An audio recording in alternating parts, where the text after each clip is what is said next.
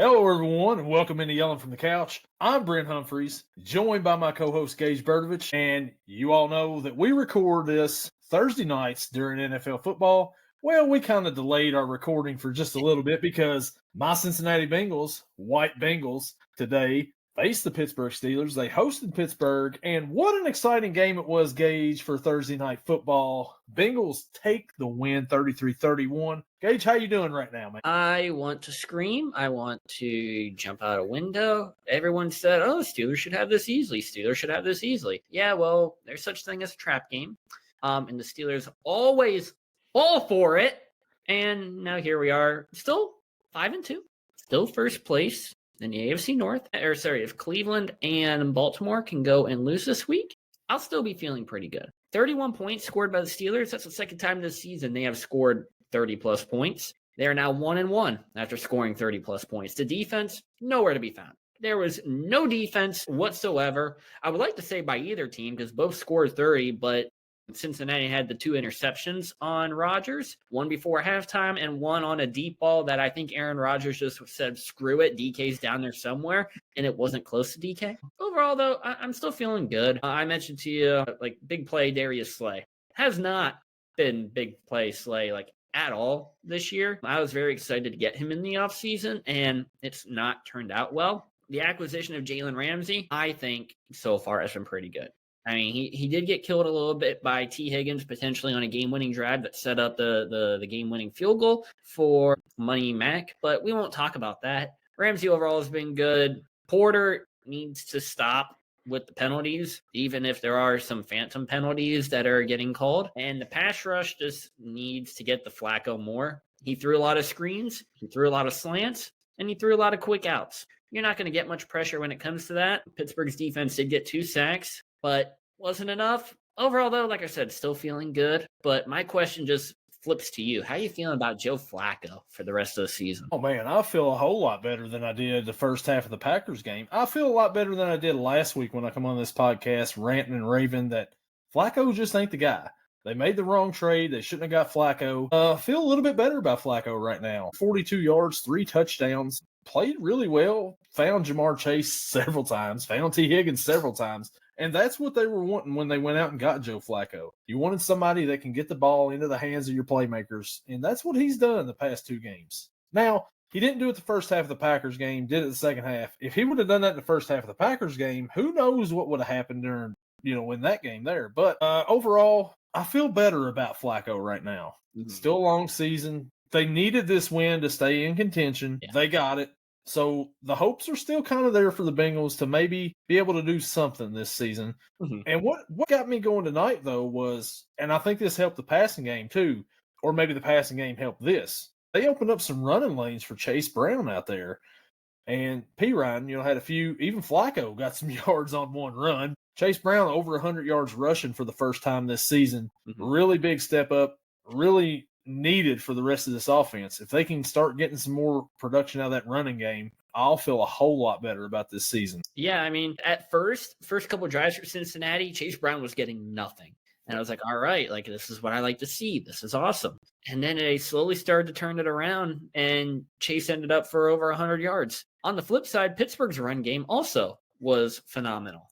Like I mentioned, there was no defense whatsoever in this game. High scoring, lots of yardage, a lot of tight end usage as well. So it's going to be interesting come next week how both teams kind of go about the next matchups. I don't know. And then when Pittsburgh plays Cincinnati in Pittsburgh the next time, I don't know what the date for that game is, but when it happens, Pittsburgh might be looking for a little payback. They very well could, and it'll be interesting. It'll be a good matchup to watch. I don't care what anybody says. People were talking about this was going to be a blowout, and like me and you talked off air here, they must not have watched very many Cincinnati-Pittsburgh games because these hardly ever end in blowouts. These are always nail-biters. Usually, rock 'em, sock 'em, tough it out games, grind it out.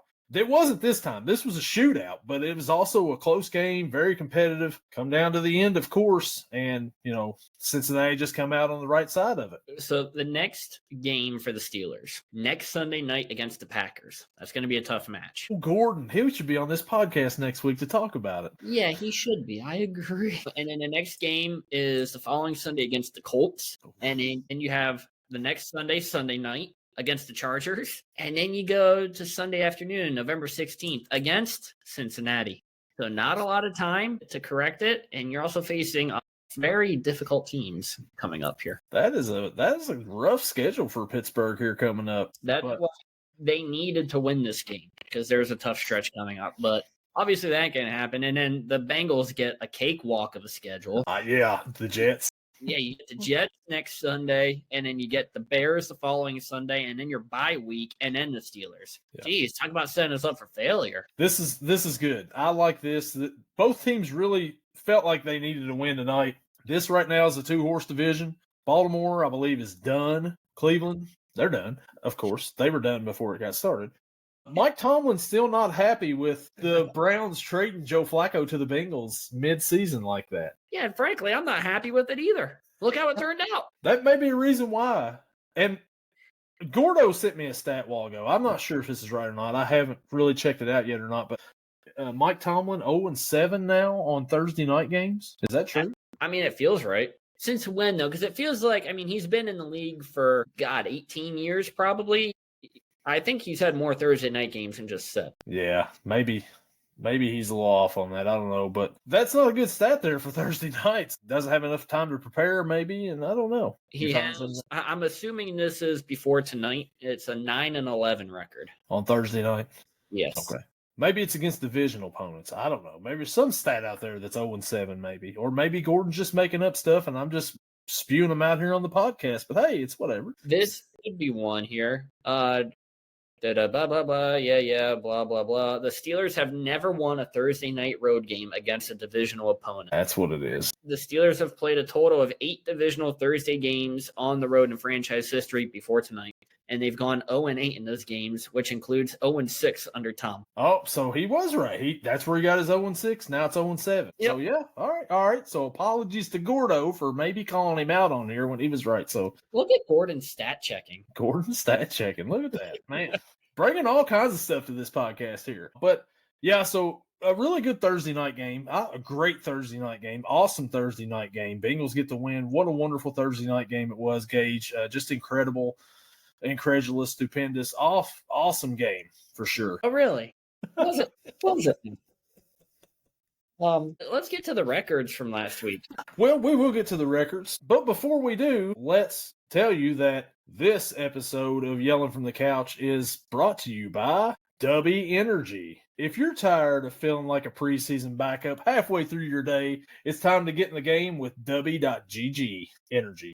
The clean energy drink made for gamers, athletes, and sports junkies like us. No sugar, no crash, no jitters, just pure focus and energy to get you through those late-night film sessions, long editing days, or Sunday afternoon meltdowns, or Thursday night meltdowns, when your team blows a 10-point lead.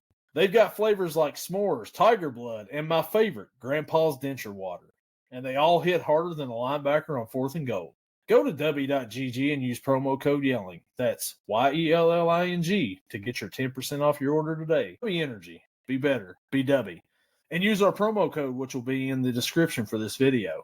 And you'll get 10% off at checkout. I can't help but feel that ad read was somehow directly directed at me. I don't know what you're talking about, Gage. So our picks for last week. Week 6, Gage went 7-7, 500. I went 10-4. Gordon went 11-3. Gordo, man, if it wasn't for the Monday night games, Gordo or the Browns, he picked the Browns too. He would have been undefeated if he didn't go the Browns over Steelers. In my defense, I would have had a better record if he would have went Steelers over Browns, because then I would have went Packers over Bengals, and we'd all be happy. So overall, I'm 57-29-1. Stupid Cowboys and Packers. Gage is 50-36-1, and Gordon's 52-34-1. Gordo has passed Gage now on the pick'em. So yeah, I need to stop with some of these stupid picks, because some of them I feel like are just homer picks. I say this every week. I need to stop with my stupid picks. And then I go out and I'm like, you know what? I think that the Bengals will beat the Broncos. But now I feel better about it. But with Jake Browning, so that was kind of weird. But hey. I hope the next Steeler-Bengals game, Jake Browning is the starter. I hope not. I hope not. Maybe Mason Rudolph will be the Pittsburgh starter then. Mason Rudolph, there's just Jake Browning. All right, I'm still in favor of the Steelers. Yeah, you're right there. Man, can we have Logan Woodside midseason? Sure, you guys can have Logan Woodside midseason. So Gage, that'll lead us into our next segment, the popular segment here on the show, and that would be... From turf to tears, it's injury fears. Who's sidelined this week in Gage's fantasy sphere? So not a lot going on, which is very good. I'm sitting at 2-4. I won last week by 2 points, thanks to Amon-Ra having 9 catches. And the Detroit Lions defense not showing up. Starting out, injuries, Lamar Jackson still out, but he's on a bye, so that's really not affecting the team this week. We still have Aaron Jones on the IR. I would like to know when this guy's going to get activated because we kind of need the running backs. As it was pointed out in the YouTube form version of this segment, that I should have lost. Travion Henderson is trash. And frankly, I agree. I wholeheartedly agree with you that he sucks. So we went to the waiver wire this week and we were looking around, we were scrolling, we were prowling. I sent the scouting agents out to see who exactly should we pick up to help try to turn this team around. And I landed on a guy who is starting this week for me over Nick Chubb, over Travion Henderson. Let's go out to LA with the Chargers. Heading up against the Indianapolis Colts defense, we got Kamani Vidal. Picked him up. Understand, it was against the Dolphins defense last week. But he had 22.8 fantasy points, 18 attempts for 124 yards, 3 catches on 4 targets for 14 yards and a touchdown. If I would have had that in my lineup, boy, would I have been so much happier. And back to the injuries, we got CeeDee Lamb, who is expected to play, but he's still tagged as questionable. So still, I assume, up in the air. And then a new one added to the list this week with a knee/toe injury. Jacoby Myers, to be fair, really feels like he hasn't been playing all season, but he is now questionable. I expect him to play. Offensive coordinator Chip Kelly previously noted that he expected Myers to return to work Thursday, but he did not. So kind of questioning there. Could be looking at a handcuff to see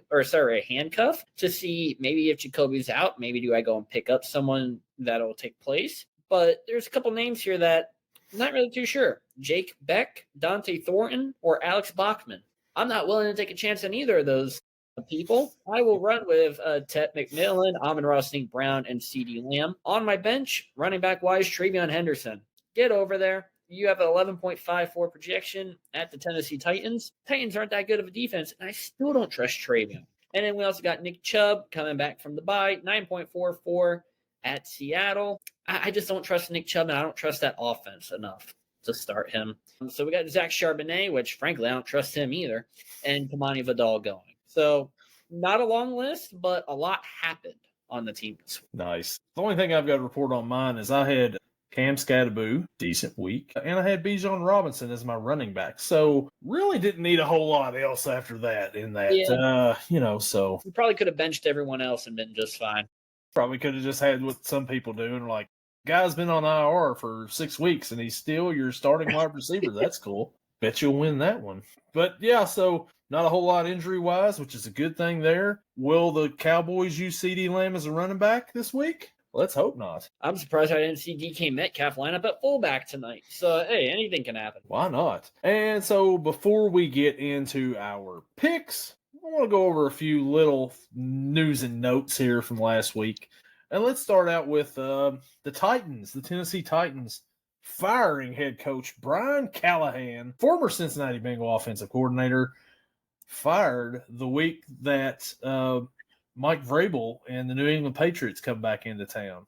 Kind of odd timing to be firing him, right? Yeah, kind of like, seems kind of weird here, but you can't tell me that was not done on purpose. You're down in the dumps as a team. Why fire him now? It doesn't make much sense. Besides, the Patriots are going to come into Tennessee and mop the floor. with the Titans, and Titans fans are probably going to be a little extra loud about it. And now Brian Callahan doesn't have to take the brunt of it. Titans fans, though, I know are pretty happy to lose against the Raiders and have their head coach fired. I think it was a win week for them, even if they did lose. Yeah, it was. I mean, Brian Callahan was never the answer there, but this right here, firing him the week that your old coach comes into town, just proves that you all made the wrong decision by firing Mike Vrabel to begin with.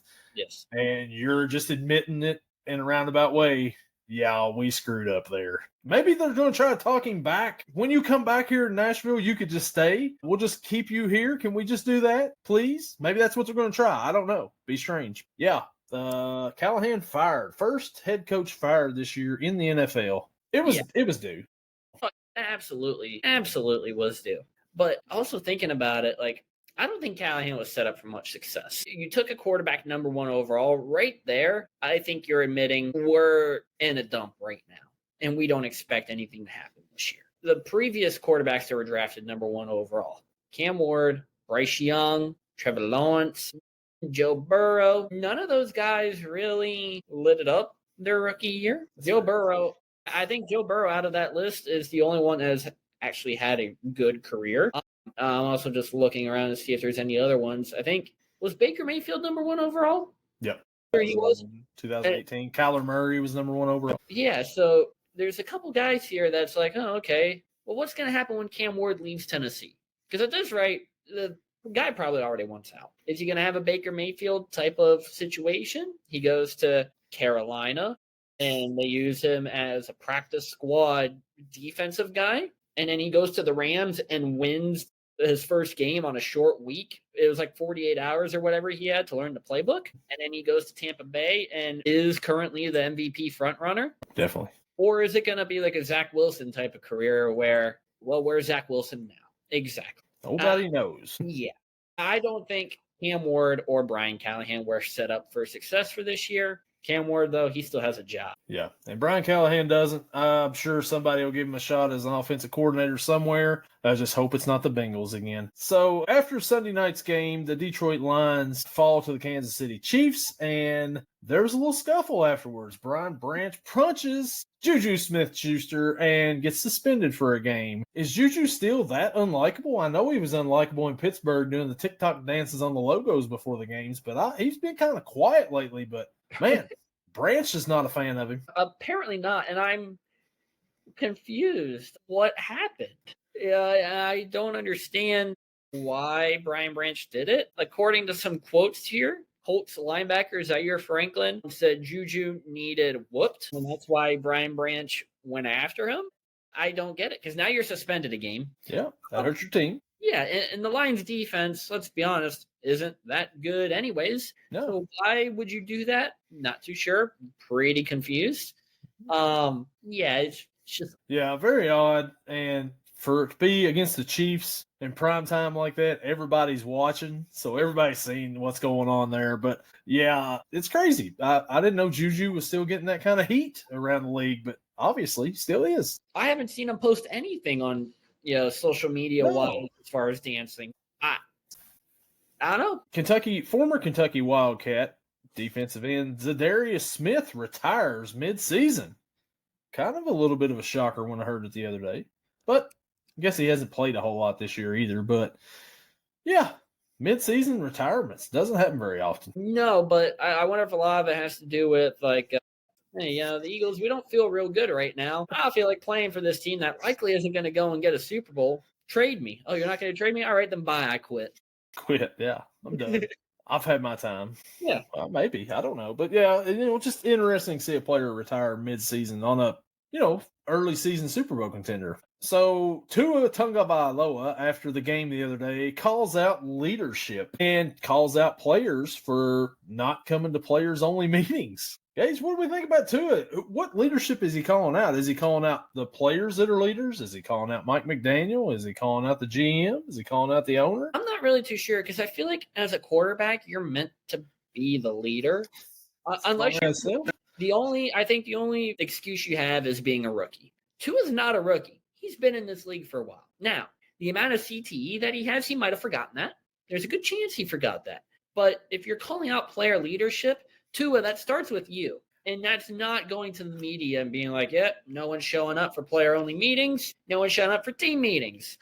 I don't know what the hell's going on here, but, hey, no one's showing up for meetings. And then he kind of backtracks it later in the week. It was like, I'm sorry, I shouldn't have said that. I forgot what was happening, stuff like that. And I don't know, because obviously in the heat of the moment, you say stuff that you really mean. I think Tua really meant it, and it's not a good look for the Dolphins.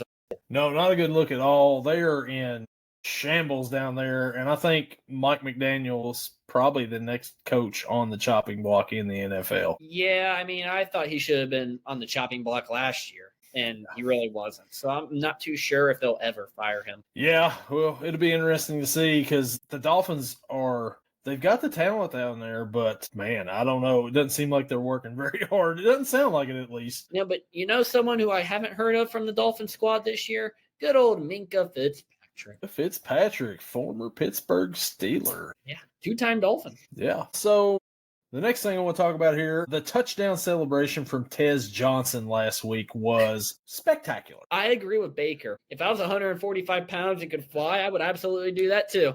But I don't know. Like, it looked like a trick that should be done on a skateboard. Yeah. I mean, the dude flipped, did a spiral. Professional wrestling fans, it looks like a spiral tap finisher move to me from the top rope, the way that he spun. Props to you, dude. Doing it in full football gear, too. But think about it the other way. If he doesn't land that... How embarrassing. How embarrassing. And there's a chance he lands on his neck. Yeah. And his career is over just like that after his first career touchdown pass. You score your first career touchdown, and then bam, on season-ending IR, probably life-ending IR. Man, that would have been bad. And I don't know if you caught after it was over with, they were chanting MVP, for Baker. Tez Johnson thought they were chanting MVP for him, his first touchdown catch. When he realized that it wasn't for him and it was for Baker, his teammates all had found out that he thought it was for him. They give him a pretty rough time around it there. But, yeah, I thought that was pretty funny. Oh, I thought it was funny, too. He goes over to the sideline and it's like, MVP? I didn't even do anything. Yeah, and he really thought they were cheering for him. Yeah, I don't know who it was, but someone told him, dude, that's for Baker. And he's like, I feel stupid now. But, yeah. So, yeah, that's just a few things I want to touch on before we get into the picks there. And now we might as well go ahead, Gage, and let's get started with the picks. And let's go ahead and get it going here, and it is the Rams and the Jaguars at 9:30 a.m. on the NFL Network, live from London. The Rams are a 2.5-point favorite. Gage, this surely is going to be a better London game than last week's London game, right? We're going to give them something this week, right? I really hope so. To be fair, I don't know if you can get much worse than that. If both quarterbacks have positive passing yardage, I think London wins this week. Rams-Jaguars, first of all, on paper, not a pretty game. Actually, probably a very boring game. But I've got to say, I'm impressed with Liam Cohen and what he's been able to do with this Jaguars team. And the Rams, you're looking at it, Puka's probably not playing this week. Do you get Tutu Atwell back? I think you do. That'll help out a little bit. But after that, who's wide out too? Jordan Whittington? He had good time last year and when Puka was hurt. But I don't know if it's enough.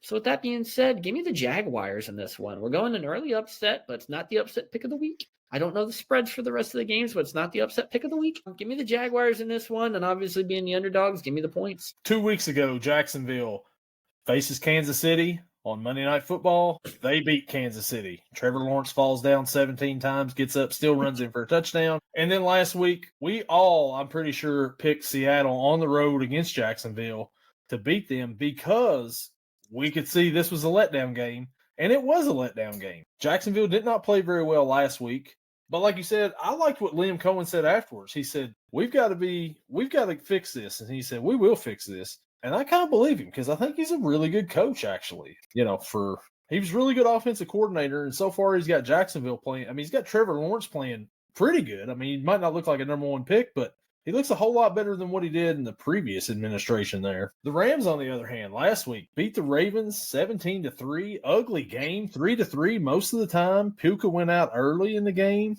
They really couldn't get much going on offense. Is Devontae Adams playing? Maybe that's an option at wide receiver. Completely forgot about him. It feels like no one's really talked about him. Yeah, he's made a few catches and stuff, I think, but nothing spectacular or anything. He played games this season, but he has 26 catches for 396 yards and 3 touchdowns. Yeah. So, I mean, that may be the option for Stafford. But I think I'm going with you here on this one. This is kind of a home game for London or for the Jaguars, right? Their second home away from home. Yeah. Give me the Jaguars in this one. I think that they win, and of course they cover. Gordo has the Rams in this one. Bringing it back for this week. Fun fact for this game, the Rams and the Jaguars, the Jacksonville Jaguars are playing their 14th season straight game in the UK. Oh, dang. Fun fact. So we'll go on to our next matchup, and we'll head to Sunday, and that is the Las Vegas Raiders travel to Kansas City to face the Kansas City Chiefs at 1 o'clock on CBS. Kansas City is a 12.5-point favorite. Gage, what do you think? I'll start this off by saying I have mixed feelings about this game. Past couple seasons, we've seen how the Raiders are. They could be down in the dumps with Aiden O'Connell at quarterback, and they'll somehow turn around and beat Kansas City. But Kansas City's kind of on fire right now. And they get Rashee Rice back this week. Yeah. I mentioned this, I think 2 weeks ago on the podcast. How long until Kenny Pickett starts at quarterback for the Raiders? Because Geno Smith, I mean, if you're going to put a bet in, any bet at DraftKings, 1+ interception for the opposing defense, or, you know, if you want to get player specific and you get more money, probably a corner. But the way that Geno's been playing, it's not been pretty.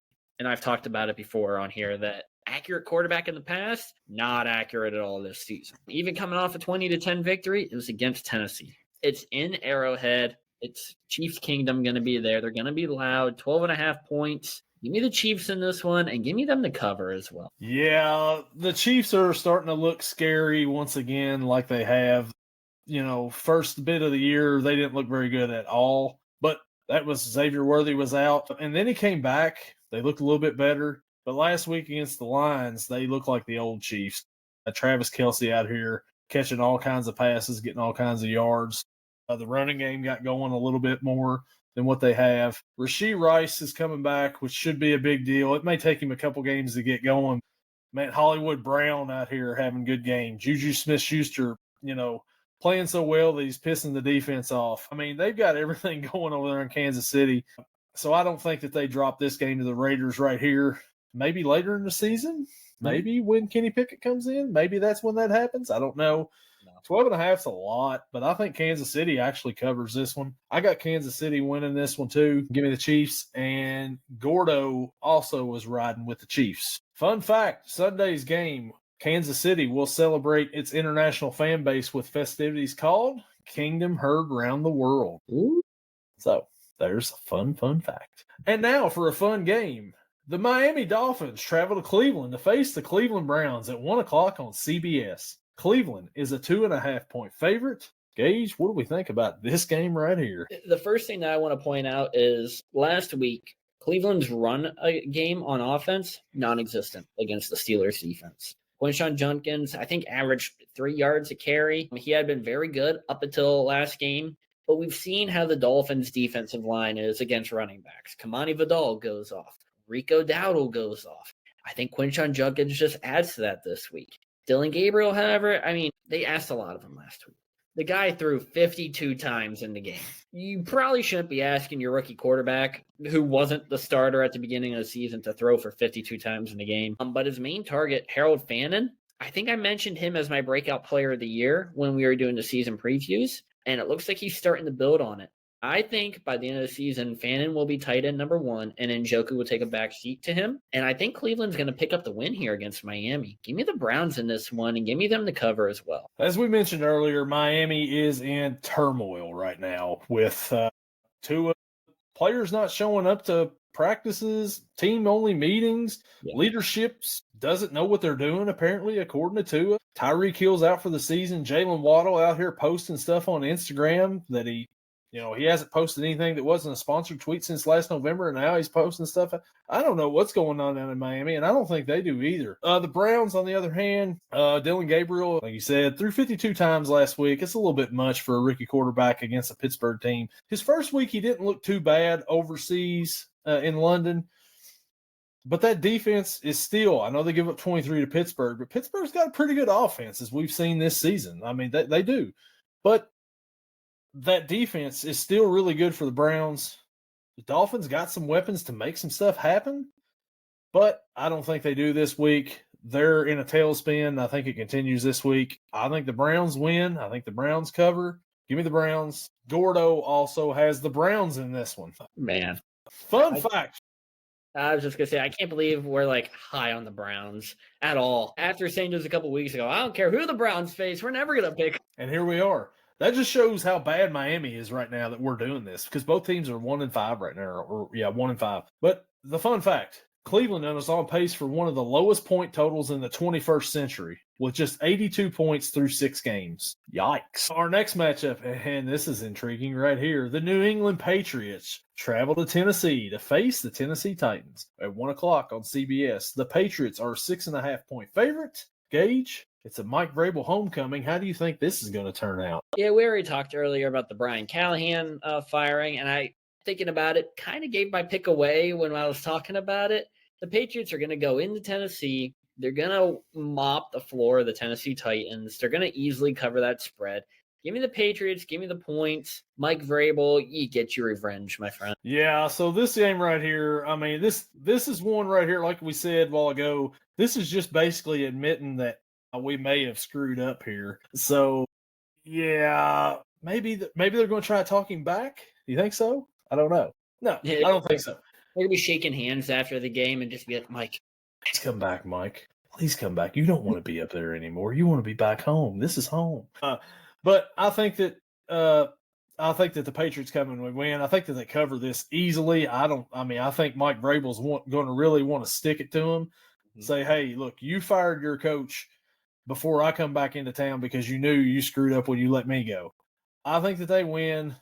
I think they cover. And the fun fact that I have for this one, the Tennessee Titans have replaced Brian Callahan with interim coach Mike McCoy. Historically, interim head coaches are 6-17 in their first game versus a team with a winning record, often losing by a touchdown or more. Oof. Yeah, so that doesn't sound too good, does it? Gordo also has the Patriots. All right. The next matchup, the Carolina Panthers travel to Jersey to face those New York Jets at 1 o'clock on Fox. Carolina's a 1.5-point favorite. Gage, usually when they come back from overseas, don't they get a bye week? What's up with this? Why are they screwing the Jets over for? Usually you do, but I think the NFL schedule makers are just like, it's the Jets. They're screwed over from week 1, so it doesn't really matter when we give them their bye. We could just give them all 17 games and then put the bye week 18. It's not like they're making the playoffs anyways. At the Jets, we talked about it. They're coming off a horrible game to where Justin Fields had negative passing yardage net-wise. He took 9 sacks. He had as many completions as he had sacks as well, which not a good look. Tyrod Taylor, he might be getting his helmet all shined up nice and shiny to be the starter, or at least get some playing time, because right now I don't know what the Jets are doing. And the Jets don't know what the Jets are doing. But I have to wonder if they look at it and go, you know what? We could have had our MVP Hall of Fame quarterback back. We could have had Aaron Rodgers back. But no, we wanted to go a different way at quarterback. Well, you went a different way at quarterback, and you actually went down at quarterback as well. The Panthers, they're coming off a big win against Dallas, 30-27. Who knew this offense was alive and awake? I didn't. But Rico Dowdle, I think, has been the spark that, for whatever reason, the Panthers have needed. I'm going to take the Panthers in this one. I'm also going to take them to cover. Yeah, Carolina's won 2 straight games, both of them at home. When they're away from home, they're a different team than what they are at home. Mm-hmm. They're on the road this week, but it's against the Jets, so I feel a lot better about it. If it was against another team, I may be like, you know what, maybe not. But also during that 2-game streak, they used to have Chuba Hubbard being the running back, and now you got Rico Dowdle in there, who has been awesome the past 2 weeks. He's had 389 rushing yards the past 2 games, 200 yards the week before last, like 183 yards last week. Crazy stats right there. He wanted the Cowboys to remember his name, and I think Jerry Jones is going to remember who he is now after that. I don't know, but the Jets, they're just awful.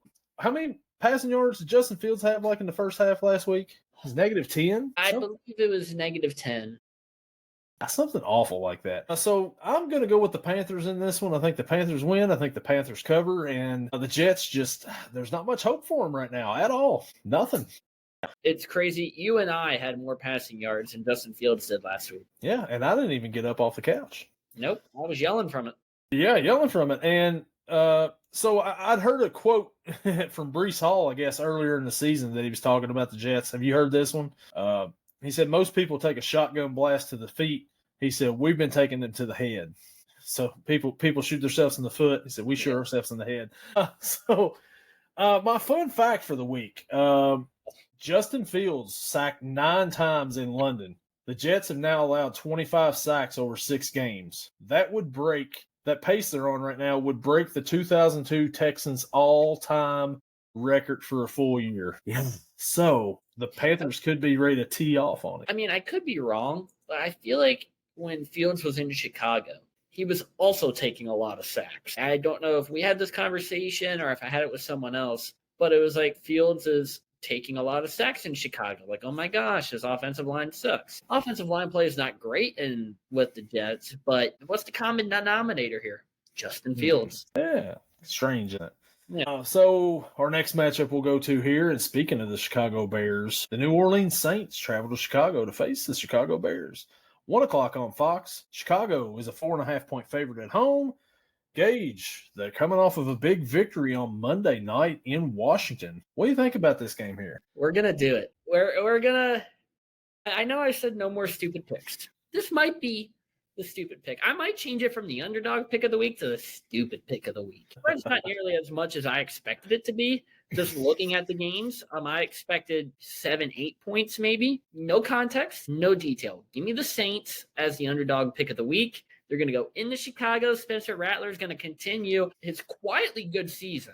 Yeah. But let's be honest, Spencer Rattler has not bitch. Hold on. Oh, that's broke. You can keep that in. I don't care what you do with that one. Right. That is a short. Let's talk about Rattler. Yeah. Rattler has been very good. I think he's going to continue it. Saints defense kind of sucks. So they need to contain like DJ Moore, DeAndre Swift a little bit. But if they do that, give me a Saints victory here. Yeah, the Saints have been playing pretty good the last few weeks. We've laughed, we've mocked, we've like, what does the Saints even have? Alvin Kamara, why are they wasting Alvin Kamara down there? Do something with him. You even mentioned maybe Pittsburgh should go after Chris Olave. Maybe they'll go after Rashid Shaheed. I mean, maybe so. But they've played pretty good lately, and Spencer Rattler has not been too bad, actually, surprisingly. Chicago, the other day, they go into Washington. They get a huge win. This would be a perfect spot for a letdown. I thought about going with the Saints, too, here in this one, but I'm going to roll with Chicago. I think Chicago wins this one, continues their momentum. Saints are on the road. I just think, Spencer Rattler's probably going to have a key turnover here at the end of this game. Saints will keep it close, though. But I think the Bears win. I think the Bears ultimately cover. Gordo also has the Bears with a puke emoji beside it because he's a Packers fan. So, fun fact for this one, Gage, this may change your mind. The Saints have won 7 consecutive regular season games against the Bears. Their longest active streak versus any team. Chicago's last victory in the series came back in 2008. I think that should change your mind, not mine. It's time for the streak to be broken. No. We are not. Listen. Caleb Williams is going to be the 1-7-1 against the Saints. I was going to make a streak reference, too. All right, never mind. You can have that joke. It's fine. Just to the punch. Our next matchup. Those Philadelphia Eagles travel to Minnesota to face the Minnesota Vikings at 1 o'clock on Fox. Philly is a 1.5-point favorite on the road. Gage, was there a meeting last week between the 3 stars at A.J. Brown's car? Was there not a meeting at A.J. Brown's car? What is going on with them? Is there a players-only meeting here? Are they skipping out on them too? Is leadership screwing up here too like in Miami? Or what is going on with Philadelphia? You got Za'Darius Smith retiring mid-season? What's going on here? What do we think about this team and about this game? I wish I knew what was going on. There's not much to think right now about this Eagles team besides for it feels like 2023 all over again with them. Yes. They have weapons. They got Saquon. You have A.J. Brown, Dallas Goedert, and Devonta Smith. There's no reason Jalen Hurts should not have 275-plus each game and a few touchdowns. Like, they should be airing this ball out. I think I mentioned before when we were doing the season preview that Saquon was ran a lot last season. It's almost starting to show. He almost seems a little bit slower. Maybe like he can't move as good. But the guy took how many hits last year? Like, good grief. And then you have Will Shipley. You traded for Tank Bigsby here a couple weeks ago. Spell the guy. I like Will Shipley. I think he's a good running back. I like Tank Bigsby. I think he's a good running back. But they have nothing going for him right now. The Vikings side of things, it depends what Carson Wentz shows up. Or is it J.J. McCarthy this week? I think it's Carson Wentz. I'm not really too sure. McCarthy's close, I think. McCarthy's close. I'm riding with Carson Wentz, though, as the starter. This kind of a revenge game, kind of not. It's kind of not the narrative. I guess because it's in Minnesota, I guess you could look at it as, gosh, this is kind of a toss-up. But I'm just gonna take the favorite here. Give me Philly to win it, and I'm gonna take them the covers. Yeah, so the drama, all the talk so far this past few weeks, like you said, it's feeling like 2023 once again, and that season did not turn out good for Philly. I believe they got off to a real hot start and just fell completely apart. They were like 10-1, I think. Didn't do anything at all. And then next year they went and got Saquon, went to the Super Bowl. But A.J. Brown's peeping up again. Like, hey, I want my stuff. Whatever. Minnesota coming off of a bye. Carson Wentz has played decent in a couple of games. And then he's also winced some things up. Jefferson, he's found him pretty good. He's, still Justin Jefferson. It's kind of like you could just throw Justin Jefferson out there with just about anybody, and he's going to do some stuff. Mm-hmm. This should be a toss-up game, like you said. I think Minnesota will no, I'm going to take Minnesota in this one. Give me Minnesota to beat Philly once again this week. Vikings defense is still really good. Gordo's got the Eagles. My fun fact for this one, Philadelphia's offense has not been good this year so far. Saquon Barkley has failed to reach the 90-yard rushing mark in all 6 games this year. Woof. Rough. Who would have thought that at the beginning of the season? Nobody. Speaking of a fun matchup here, the Indianapolis Colts travel to L.A. to face the L.A. Chargers at 4:05 on CBS. The Chargers are a 1.5-point favorite. Gage, who are we liking this one? I'm liking Indiana Jones to keep up the pace here. It's going to be a good game, though. I said at the top of the show that, Cincinnati and Pittsburgh might have been game of the week already. I think this has the opportunity to be another game of the week. Kamani Vidal, as I mentioned, coming off a great game. The Colts, Indiana Jones, Jonathan Taylor, they're doing the thing right now. They are just lighting it up. The defense for the Colts as well has been okay. It's been there. They've stepped up when they needed to. They had, I think, a turnover last week against Jacoby Brissett. Obviously, Justin Herbert's a better quarterback than Jacoby, so who knows if they will be able to get him into any turnovers. I'm going to take the Colts in this one, and obviously being the underdogs, give me the points. Yeah, you're not really having much of a home field advantage if you're the Chargers because, do we really know a Chargers fan? I've never met one in real life in the wild. Maybe one. Yeah, well, Gage knows one, so, there's one there. But the Colts have played really well, have played above what everybody thought. Some people thought that they may be one of the worst teams in the NFL. That obviously is not the case. Daniel Jones has had a resurgence. Jonathan Taylor also is having a great season so far. He may be an MVP candidate. Now, of course, we know that's a quarterback's award and everything, but he should get some votes for MVP this year the way he's played. Played great, really good. On the other hand, the Chargers, they beat the Dolphins last week barely. A last-second field goal. Ladd McConkey had a pretty good game. Quentin Johnston, we used to call him Stonehands, had a pretty good year. I don't think he played much last week, did he? Was he out last week, I think? Is he supposed to be back this week? Because that could change some things. I don't know. But they're missing some running backs for the Chargers. The Colts have already played out in L.A., and they should have won that game against the Rams if it wasn't for some silliness by Mitchell going into the end zone. I'm going to go with the home team in this one. Give me the Chargers to win. And, of course, they're going to cover because they're the home team. Oh, actually, no.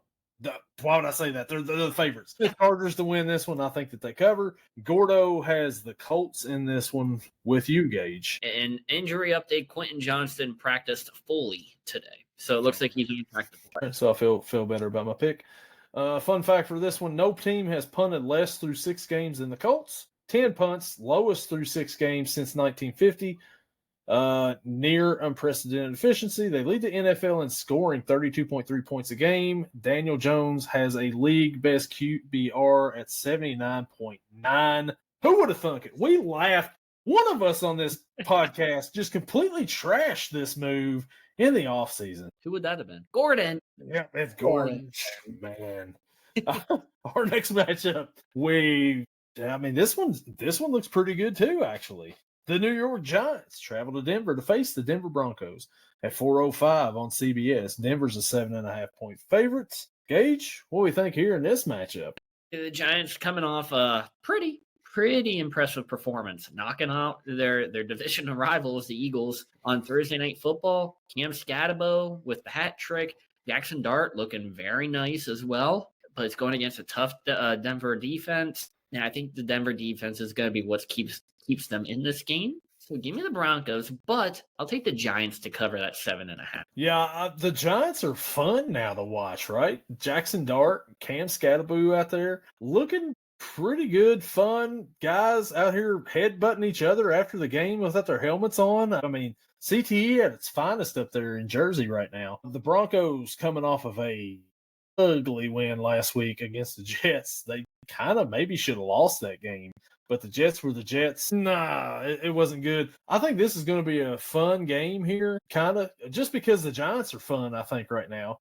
But I don't think the Giants will win this game. I think the Broncos win, but I think the Giants cover. I'm with you on that one. And Gordon also has the Broncos winning. Fun fact, Giants rookie Jackson Dart has rushed for 50 yards in each of his first 3 career starts. Only Lamar Jackson and Jalen Hurts have achieved that since 1950. No Giants quarterback has ever rushed for more than 200 yards in their first 4 pro starts. So if he can do that on Sunday, he is in historic. He's made history for the Giants. Which isn't saying much.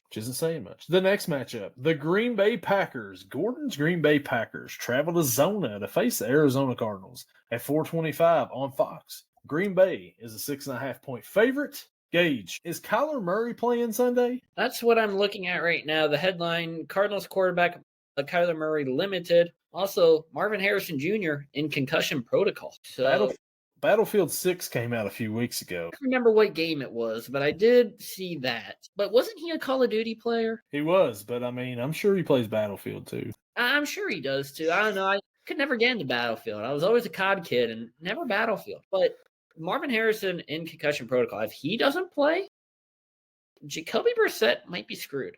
Kyler Murray might be screwed. I don't know who the quarterback's going to be. I don't know who the wide receiver 1's going to be. But I know who it's going to be for the Packers.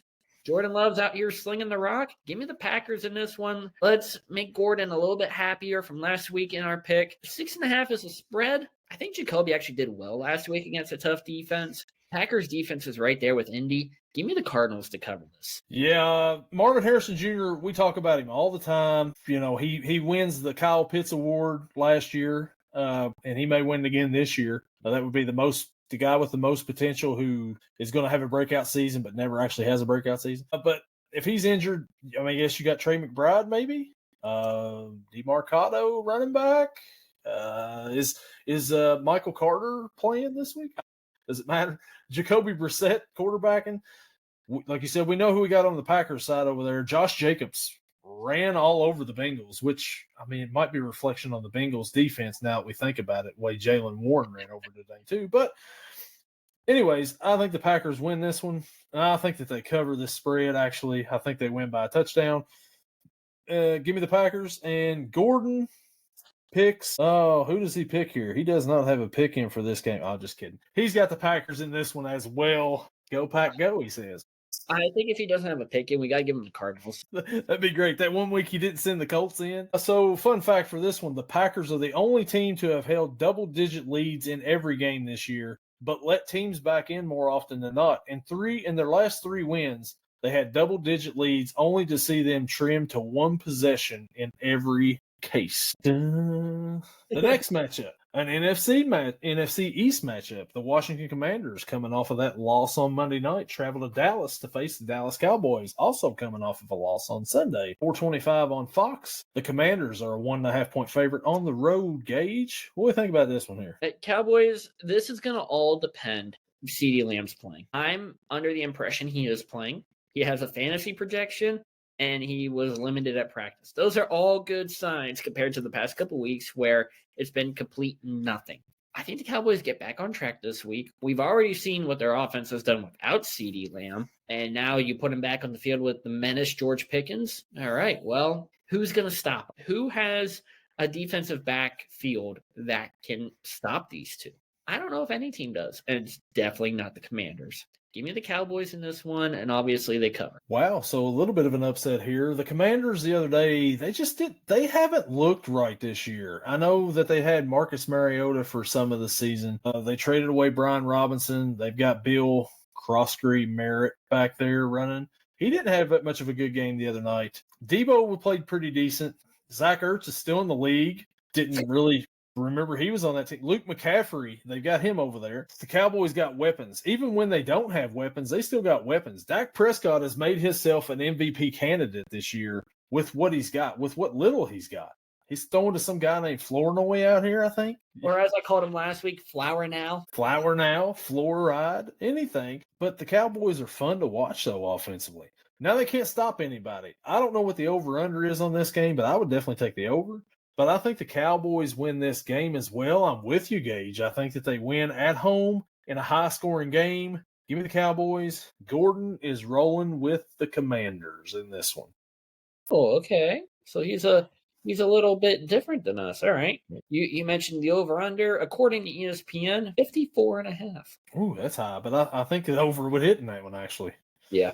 So the fun fact for this game, the 2025 Cowboys are just the sixth team in NFL history to score 175 points through 6 games while winning 2 games or fewer.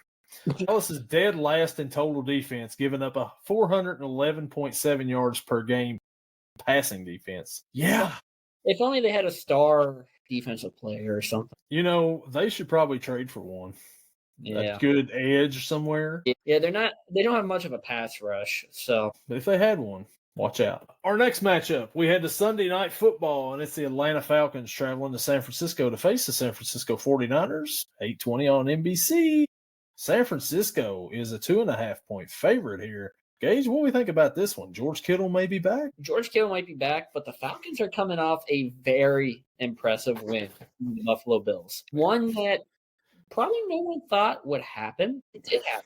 But it all starts on the ground. It starts with Bijan. If he gets going, you're going to have a successful night. If he gets bottled up the first couple drives, you know you're in for a tough night, and that Michael Penix has to throw a lot. The 49ers side, George Kittle might be back. That's cool. Who's the receivers for Mac Jones? Kendrick Bourne? Yeah. That's about it. He was the only player last week to go over 100 yards and not score a touchdown. 6 players went over 100 yards last week. Like I said, he's the only one to not score. Maybe he'll get in the end zone this week. I think he does, and I think he'll help cover that spread. Give me the 49ers in this one, and I think they cover as well. Ooh, well, the 49ers last week played Tampa Bay in a battle of which team could have the more injuries for the season. And Tampa Bay won that one right there. But a big key loss for 49ers. Fred Warner, their quarterback of their defense, linebacker, is out for the season now. And that's probably a bigger loss to them than even Nick Bosa was. Yeah. Because Fred Warner, controls traffic on that side of the field. I think that's a really big loss. It's going to hurt them. Kyle Shanahan looked pretty upset at halftime when they were talking about it. So I think he knows that he's just lost his captain over there on defense. The Falcons, on the other hand, utilize Bijan Robinson a little bit more. Look what happens. Like, man, Kyle Pitts even caught some passes out there. Welcome back, son. I think the Falcons go into San Francisco, and I think the Falcons pull the upset off. They win this game right here. Give me the Falcons. Gordon also has the Falcons, but he also has which team shows up for the Falcons. It's a really good question. Nobody knows. Fun fact, the Atlanta Falcons lead the NFL in pass defense, while San Francisco leads the league in pass offense. This will be a matchup of number 1 versus number 1. Who will pull out the win? Maybe Mac Jones needs to be the starter for this team. Maybe so. I mean, I think their system anyway. System quarterback either way. Yeah, but who are you paying more? Brock Purdy? Yeah, he's going to be the starter. But if you didn't pay him, maybe you'd have a lot more depth at positions that you always get hurt at every freaking year. Kittle may be coming back. But, I mean, it's only a few more weeks until he's out again, right? It's only inevitable with these guys. They can't stay healthy. Is it the trainers? Is it the water in San Francisco? What's going on out there with these guys? Couldn't tell you, but something's happening. And Kyle Shanahan is just like, I don't care. We got this guy here off the street that he'll go in and have 11, 12 tackles or 7 catches for 70 yards and a touchdown. Yeah. But I think the Fred Warner thing is actually going to hurt them quite a bit. But Sunday night game, that's a Sunday night game. We head to Monday night. We got a doubleheader on Monday night. And let's start off with a good one here. The Tampa Bay Bucks travel to Detroit to face the Detroit Lions at 7 o'clock on ABC/ESPN. Detroit is a 5.5-point favorite here. Gage, what do we think here? Think that spread's a little high? I think that spread's a little high, but I think it takes into consideration that Baker Mayfield is throwing to Tez Johnson and Cameron Johnston, I think is his name. It's difficult. I mean, the Lions, we know how good their offense is most of the times, unless it's against the Kansas City Chiefs. And that defense, as we mentioned, took a hit. Brian Branch will not be in for this game. However, we know who the MVP chants go to.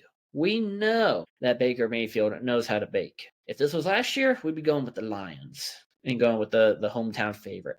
But it's not last year. This is 2025. Anything can happen, and something's going to happen to Detroit. Give me the Tampa Bay Buccaneers as the underdogs to go in and win against the Lions. And obviously, they cover the spread. Detroit coming off of a loss last week against the Chiefs. They did not look good at all, actually. Maybe that was Kansas City. Maybe not. Maybe it was Detroit. Maybe they're not as good as what we thought. Maybe they are like they were week 1 when they got beat down by the Packers. Baker Mayfield, MVP candidate. Awesome. Doesn't matter who he's got out there throwing to. He looks really good. He looks really comfortable this year. We've picked against, we've hated on the Bucs quite a bit because of Baker. But, man, I think we're coming around, both of us here. So I think that I'm going to go with the Lions in this one. I think that they win, but I think Tampa Bay covers. Tampa Bay can't win every week with all their players out. And I think they drop this one here to the Lions. The Lions are going to be hungry for a win. They're wanting to prove a little bit of a point, but I think it's a close game. But Detroit wins. Gordon also has Detroit in this one. Dang, I'm out here on the island. You're out there on the island. Fun fact, Detroit edge rusher Aiden Hutchinson returned from a broken leg, set a Lions record with 5 straight games with a sack and 4 with a forced fumble. Leads the NFL in total pressures with 24. His PFF grade is probably a 40. Probably. Man, so our last game of the week, we've got the Houston Texans travel to Seattle to face the Seattle Seahawks at 10 o'clock on ESPN. Seattle's a 3.5-point favorite. Gage, this is a game that nobody's watching unless you're out west. Who we got? Yeah, this is a hard game for me specifically because going back to the fantasy stuff, I have the Texans defense. What else do I have? I have Zach Charbonnet. What else do I have? I have the Colts defense. Well, what else do I have? Kamani Vidal. I don't know what to do anymore. The way that Seattle's offense has been, Jackson Smith and Jigba is looking like Cherry Rice, Julio Jones, and Antonio Brown all put into one, and I'm not for it. This was not supposed to be like this. Sam Darnold was not supposed to have a good year like he's having, and it's happening. I think this is all Seattle. We know how good the defense is for Texans, but I think Seattle just has too much firepower. Give me Seattle in this one and give me them to cover. Man, I thought you might have went Houston's way, but yeah, they're coming off of a bye last week. The week before they beat Baltimore down. Blank Tennessee the week before that. Seattle, they go to Jacksonville, beat the Jaguars after beating the Chiefs the week before that, the Jaguars. Seattle's looking really good. Like you said, Smith and Jigba had a great season so far. They traded DK away because they felt comfortable enough to put Smith and Jigba as the number 1, and it has paid off. Sam Darnold, system quarterback. I don't think so. I think he's actually found something. He's, pretty good out there. What was it he was calling himself? Oh, no, that was an AI thing where he's calling himself the Ginger Jesus. But, hey, I still like the nickname for him. But I think that Seattle also, I'm with you here. I think Seattle wins this one. I think Seattle covers. This may be one of the tougher defenses they've played so far this season, but I think Seattle ultimately comes out and they win this game. They look pretty good. Smith and Jigba has a pretty big game once again. Sam Darnold, too. And Gordo has the Texans winning. He said, I know the last game is in Seattle. Texans off of a bye, and the defense is rested. Going to give Sam fits is what I'm thinking. Maybe so. Fun fact for this game. Seattle's Jackson Smith-Njigba is now leading the NFL with 696 yards already. The highest wide receiver yard was what did I write down? He's the only player with at least 100 yards in back-to-back games 3 times this season. Nice. So that is it for the picks there this week. Gage, not a bad week for us last week overall. One of us went 5. Hey. I am a Steelers fan. 500 is my team. You said it. So, yeah, really good night of football tonight. Amazing night. Awesome. Great game on Thursday Night Football. Just a wonderful, wonderful time. Great. I can't say enough about how awesome that game was there for Thursday Night Football. The best Thursday Night Football game so far on Prime this season. Maybe the best game of the weekend. Maybe a Game of the Year candidates. Just all the way around, Oh, yes. You know what's going to be real fun, though, is come the end of Week 18 when Pittsburgh wins the division, gets a home game in the playoffs, and Cincinnati's not even in the playoffs. So I'm back on board. Joe Flacco is going to lead us to the promised land, just like he did the Browns. Let's flash back real quick last week to this was the worst trade ever. Yeah, we got Joe, but it doesn't matter. This guy can't run. He's going to get killed behind this O-line. I feel like those are all quotes you said. I don't know, though. I don't know. We should go back and look and see. I mean, I don't know. Maybe they're not in there anymore. I don't know. Maybe somebody's added them out. I don't know. Maybe not. Maybe I didn't say them at all, and it was just a figment of yours and Gordon's imagination. You know what? I wouldn't put it past you to go back, re-edit the video, and re-upload it. Cut it as a short and be like, never said it. Where's it at? There is one thing I want to touch on quick before we end the podcast. You and I talked about this during the Steeler-Bengal game tonight.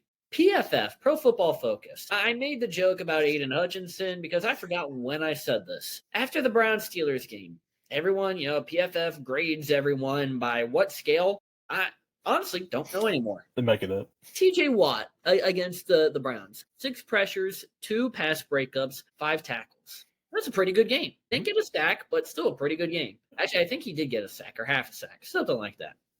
PFF grade, 84.9. I mean, a perfect grade is like a 99, I'm pretty sure. Isaiah Rodgers had one. Yeah. Who was that against again? I can't remember. Some Jake Browning. I don't know. Some team. I don't know. On the opposite side of TJ, Alex Highsmith. 2 pressures, half a sack. PFF grade, 84.5. Just under TJ, not nearly as good a stats, so that 0.4 of a differential I think should be a little bit higher, but it's okay. Miles freaking almost got you, Garrett. 1 pressure, 2 assisted tackles. PFF grade 89.8. It's obvious. PFF doesn't like the Steelers. It makes 0 sense.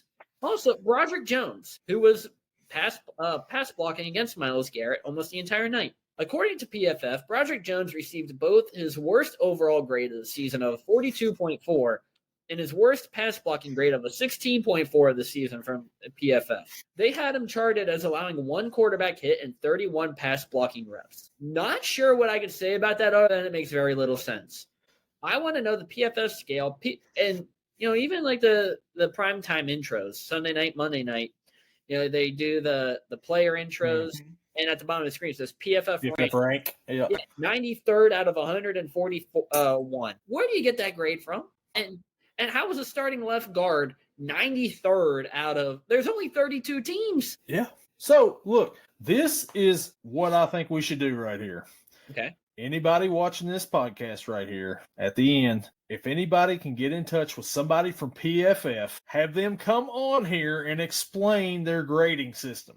Let's get it to happen. Some point in time during this podcast, we get somebody from PFF to explain to us their grading system and see how they can explain themselves for some of these grades that they put out there for PFF. You know what? I agree. I extend the invite as well, and I'll be cordial. I'm not going to yell at you that much. And I think it could be a good time. So PFF, answer the emails, Give us a phone call, send a smoke signal, do something.